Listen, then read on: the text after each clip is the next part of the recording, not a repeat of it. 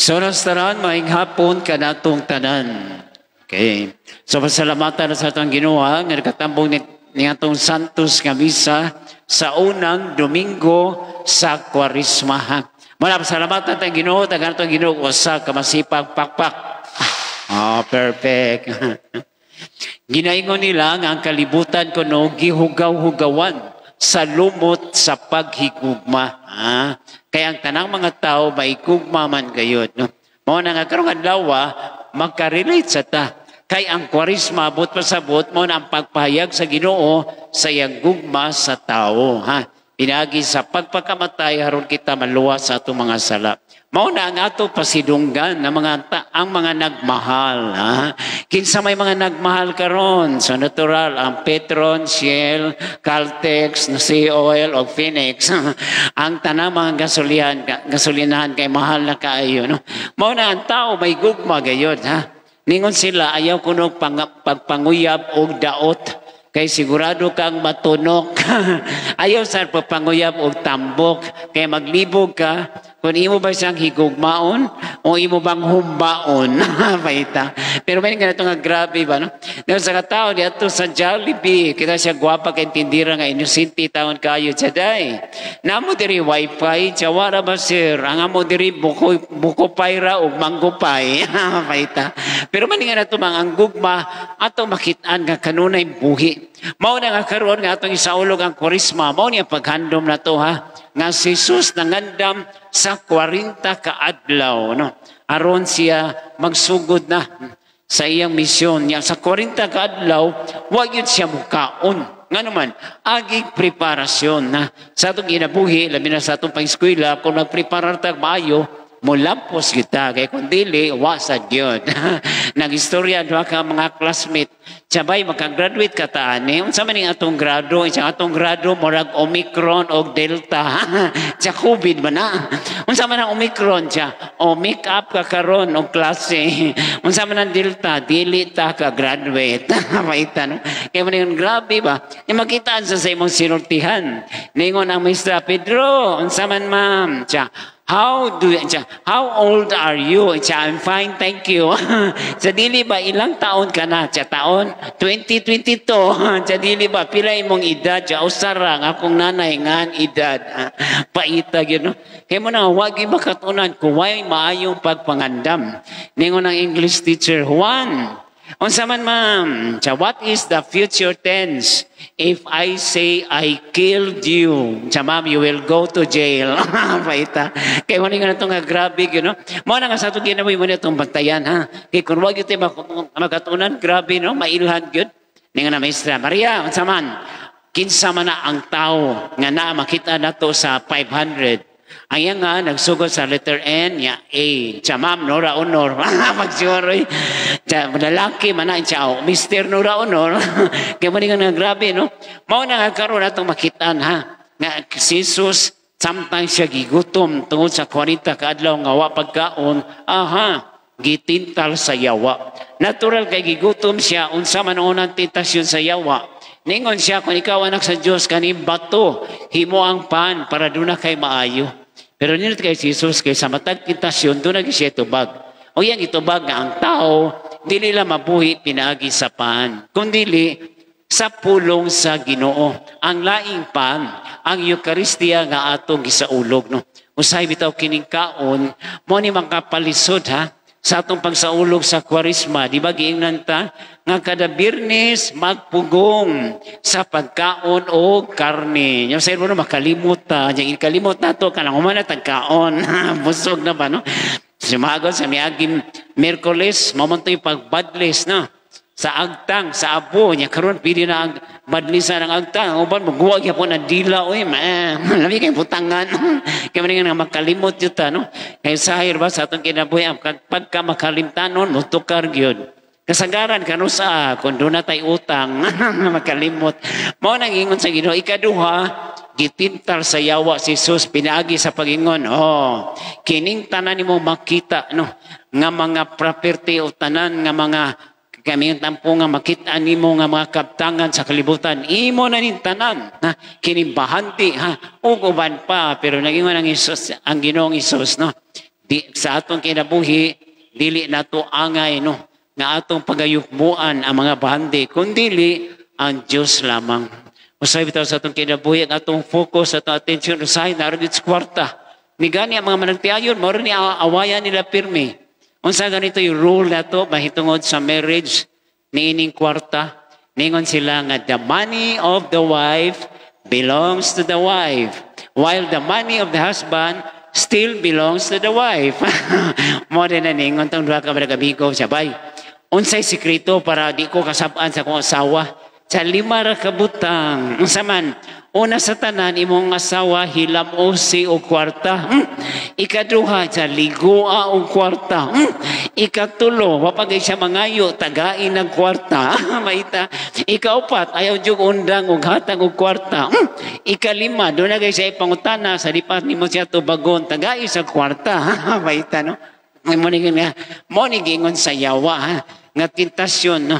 Nga kung madata pagkalisod, ikatulong ang tentasyon, gidasya sa ibabaw, o giingnan, sige, kung anak ka sa Diyos sa ambak, kay saon makakas mga anghel. Ningon si Jesus, ayaw sukda o ayaw i-test ang gahom sa Ginoo. Kay siya lamang ang aton Diyos o wala na ilain. Sa bitaw sa atong kinabuhi, makalimutas Ginoo, no? Nya mo dangop lang niya sa panahon sa kalisod. Yung sayar bang atong mga pagampo atong ibutang sa Facebook. Muna na yung mga bashers ba mingon, "Hoy, imong pagampo ayaw ibutang sa Facebook." Kaya Ginoo why Facebook? Paita. Kaya mo ningon atong grabe ba no? Mao na nga atong makitaan nga si Jesus sa matag tentasyon nga ihatag sa yawa, di na siya mo discuss pa. Pak tubagon dayon niya. Nga sa busa atong kinabuhi, unay mga tentasyon ayaw nagtubayi. Imo da yung i-overcome, ha? Imo da yung suklan. Ha? Kaya sa atong kinabuhi, importante na. Isa bitaw no, sa atong panag-istorya, mas musamot pa nga makasata. Oho, ngay nag-jogging doon ka tao. Ang sa doktor, lindot kayo siya glawas.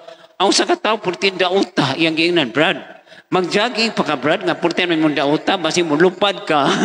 Ako, Brad, doktor ko, ang akong pag-jogging for health reason. Ningon sa daot, ang ako, sir, for wealth reason. Nga naman, unsa di ka, snatcher man ko. Amli mo pitaka kay mo dagan ako. Paita bitaw no? Pero ang pangutana, unsa di ay na ang tentasyon. Una, ang tentasyon, usa ka invitasyon. Invitaron kita nga magpakasa.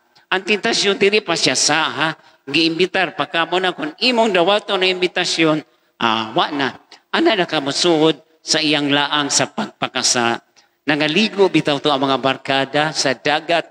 Niuna og ambak ang mga daot. Pag humaning ni sila gisinyasan ang mga tambok, "Uy, mabawra. Mabawra ang dagat, tagaliog ra." Nasuko ang mga tambok niya, wa man miliog. Maita bitaw. Mao na nga ikaduha, ang tentasyon usa lamang kanlitag. Usa ka trap. Nga kung di ka magbantay, mahug ka sa laang sa mga demonyo. Sa ilang pagtintal ka na ito. Muna kinanglan, magbantay gyud ha. Muna ikatulo, ang tentasyon usa ka pagsukod.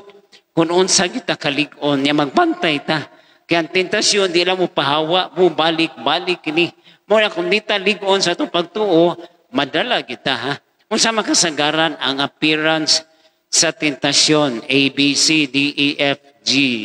Letter A, ang tentasyon usually attractive. Not only attractive, but addictive. Kaya nga naman, tanawar ko na, magkuyog mo sa inyong bana asawa, magkuyog, naging muagi nga, nindot kay glawas, iniglingi sa bana, druklo din sa asawa, kaya nga naman, makitaan nga, di yun na ito makapugong ba? Makakuha dito sa mga attraction. Ikaduha, temptation, letter B, is always beautiful. Mo nagbangbantay ta. Kaya ang mga yawa mo na ilang gamiton, ha? Ang kaanyag sa tao. Managidaya kay budol nyo nga gwapa babae, pangutan asa, dahi, di ka panuway, dahi. No?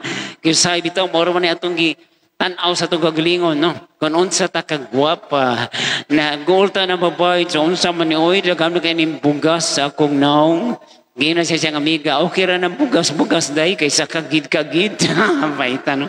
Letter C, that temptation is always cute. Ha? Magpa-cute yun na pirmi. No? para madanita ano tanang yang uyab sa yang uyab nga babae tiyaday kinsay mong tupad sa imong pagkatuog kinsa sa letter C tsaka kinsa man na cellphone ay naghuwat ko sa imong tawag nya letter D temptation is always delightful di ba malingaw jud ka no mo na nga sa tong kinabuhi pastilan pagkalisod no ang kinalam malingaw jud ka para madaa ka ningan itong uyab nga lalaki sa iyang uyab nga babae tiyaday magminyo na ganita, no? Pirmita mangaon sa gawas. Wow, kanindot ko. Nga naman, kaya waman ko'y balay.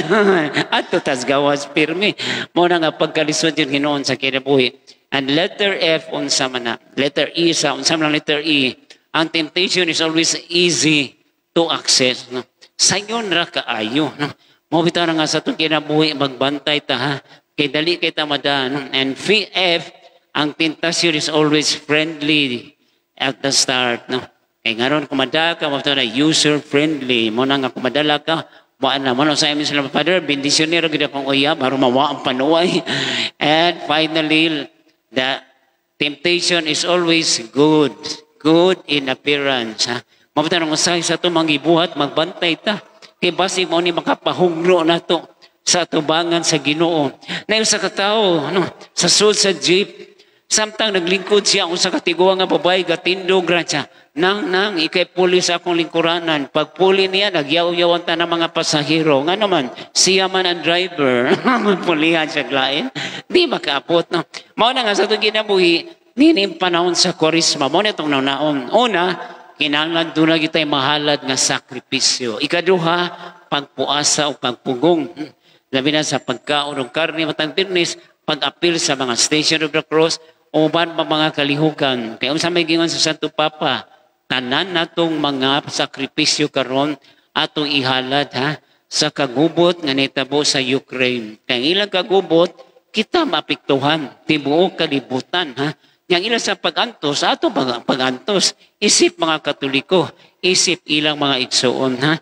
Mao na nga sa atong pagampo mag-ilampo ay kita para sa tibuok no komunidad sa mga Katoliko sa tibuok kalibutan. Kasakto ginailang giingon. God is so big that He can offer His love to the whole world. And God is too small that He can enter into our hearts. Muna nga sa itong ginabuhi, bisan asa, bisan kanusa, kung kita naasa grasya sa Ginoo, atong makitaan nga bisan nga itong mga kalisod, atong masubangan, kay kitang tanan, anaa sa grasya sa Ginoo. Yaman ito yan po sa itong misa karon ha. Ngayon taning panahon sa Kwaresma, magpabilin kitang malikon sa itong pagtuo o pagpaampit sa itong mga sakripisyo tungod og alang sa mga nanginahanglan. Palihog, manindog,